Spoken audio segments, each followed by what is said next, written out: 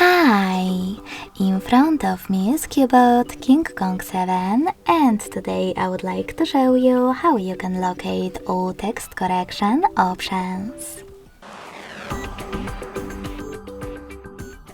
Begin by going into Devices Settings and scrolling all the way down to Access System.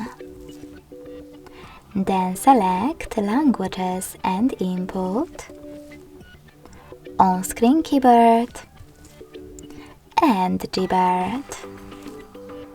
Following that, click on Text Correction, and as you can see, all typing options are over here. To manage them, click on the switchers next to the chosen ones.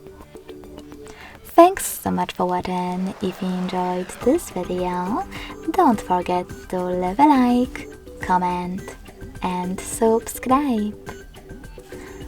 Bye!